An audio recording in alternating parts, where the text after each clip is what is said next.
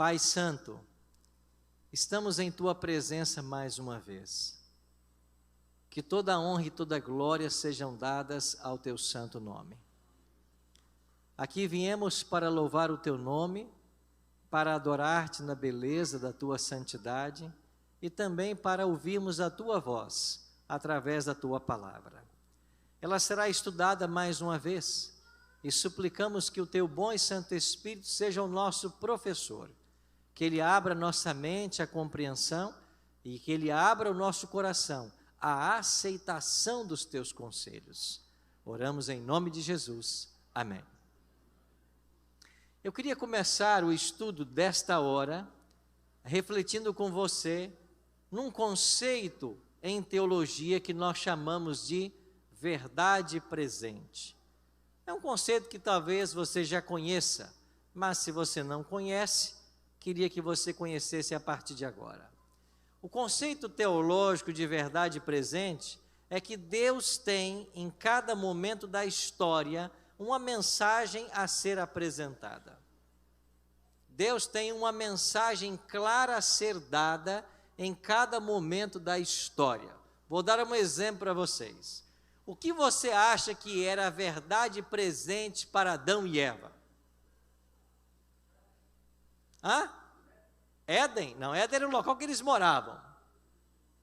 Qual era a mensagem de Deus, a principal mensagem que nós chamamos de verdade presente para Adão e Eva?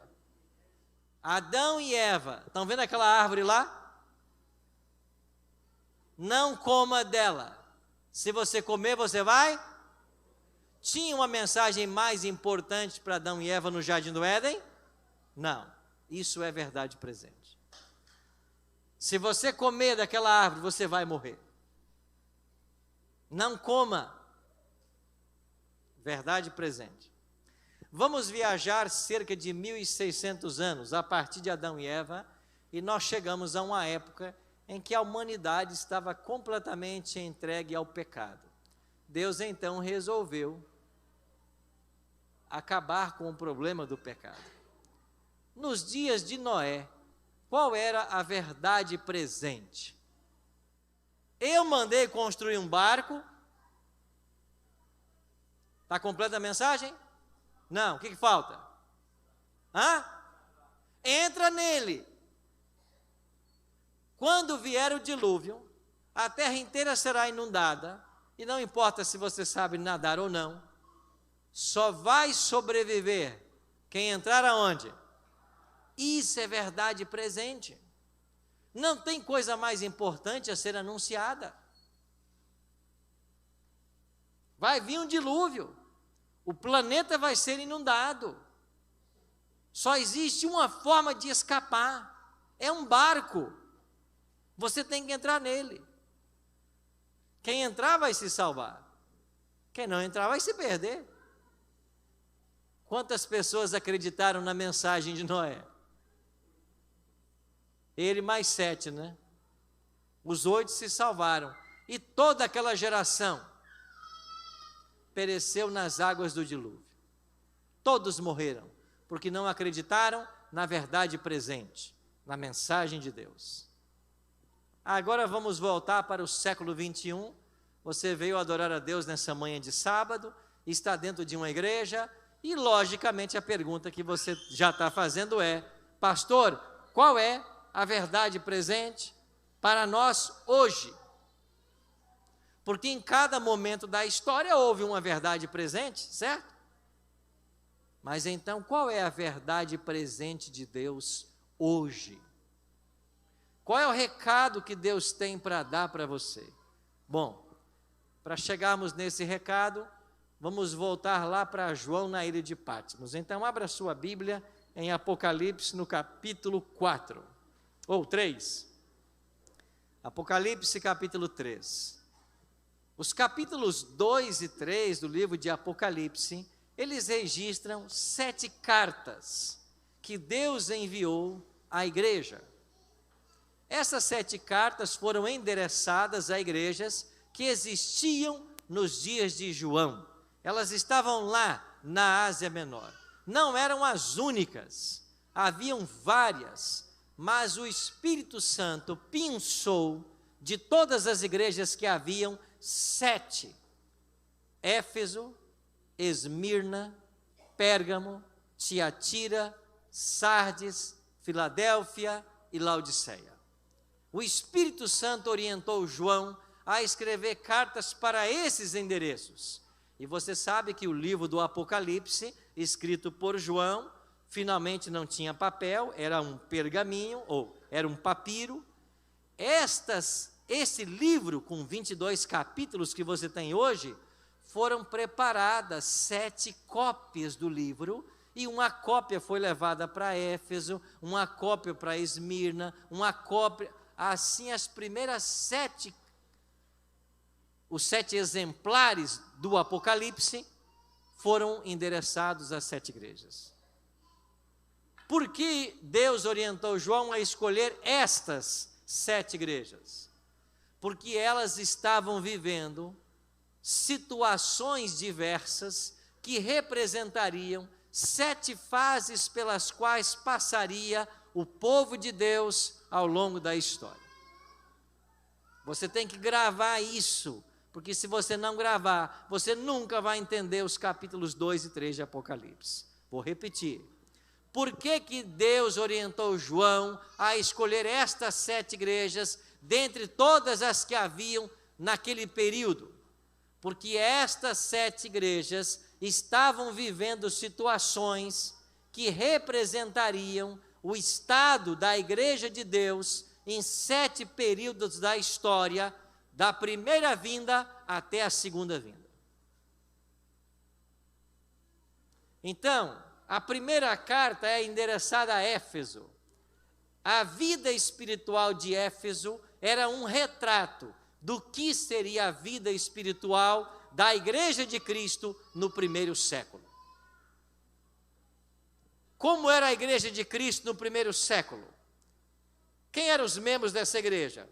Pedro, Paulo, Tiago, Filipe, André. Você acha que essa igreja era uma igreja boa? Tinha poder nessa igreja? Tinha ensino? Era uma igreja fortíssima, porque os membros dela eram os próprios apóstolos de Cristo, com exceção de Judas. E se não bastasse aqueles 11 heróis da fé, Cristo foi lá na estrada de Damasco e chamou mais um. Chamou quem? Paulo, o apóstolo dos gentios, o homem que mais escreveu no Novo Testamento. Esta era a igreja de Éfeso. A doutrina era pura, a fé era pura, era uma igreja missionária, os irmãos eram unidos. Esta igreja testemunhou a descida da chuva temporã, o batismo do Espírito Santo em Atos 2, quando num só dia, quantas pessoas eles batizaram? Quantas? 3.000. Depois a igreja cresceu para 5.000, e no final do primeiro século, já se falavam em 100.000 cristãos. Essa é a igreja de Éfeso. É importante estudar a história de Éfeso? É. Há lições espirituais a serem aprendidas? Há. É a verdade presente? É ou não? Não, não é, porque Éfeso falava da igreja no primeiro século. Esta igreja então começa com a crucifixão e a morte de Jesus, ano 31, e se estende até o ano 100. Por que ano 100? Porque por volta do ano 100 vai morrer o último dos 12. Quem morre? João. Aonde ele morre? Alguém disse na ilha de Patmos. João não morre na ilha de Patmos. João é liberto da prisão de Patmos, vai para Éfeso. Lá em Éfeso ele escreve o Evangelho de João, as cartas de João, e lá em Éfeso ele vai morrer, por volta do ano 100. Morre o último apóstolo, acabou a igreja de Éfeso, agora vem a igreja de Esmirna. A igreja de Esmirna é caracterizada por um período de perseguição.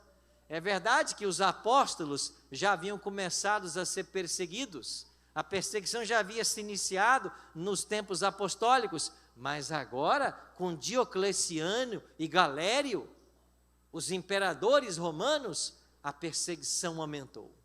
Então, a carta a Esmirna é endereçada para uma igreja que estava vivendo momentos de perseguição.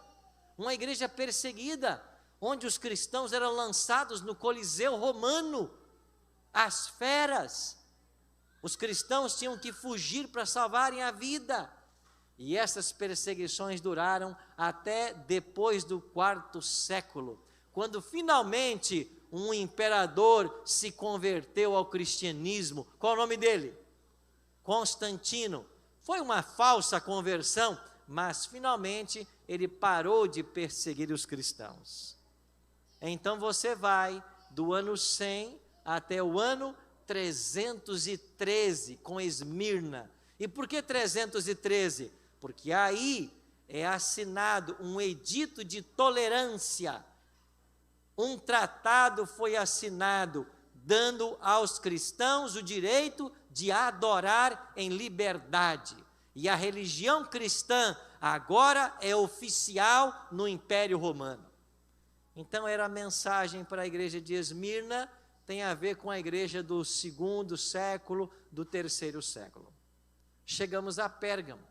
Saímos de 313, do edito de tolerância, e nós iremos até o ano 538. O que acontece em 538? Começa a supremacia papal. O primeiro papa começa a ter agora não apenas poder religioso, poder político. Começam os 1260 anos de supremacia papal. Estamos em Pérgamo. Vamos sair para Tiatira. Tiatira chega quando?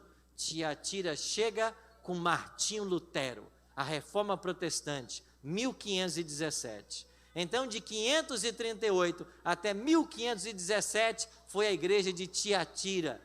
Agora houve uma mudança na história, porque Deus levantou um monge agostiniano chamado Martinho Lutero, e esse homem sozinho abalou os alicerces da igreja romana, pregando aquilo que ela não estava pregando, denunciando suas heresias. E o ponto máximo dessa denúncia foi quando Lutero escreveu num papel as 95 teses contra a venda de indulgências e pregou isso lá na porta do castelo de Wittenberg, no dia 31 de outubro de 1517.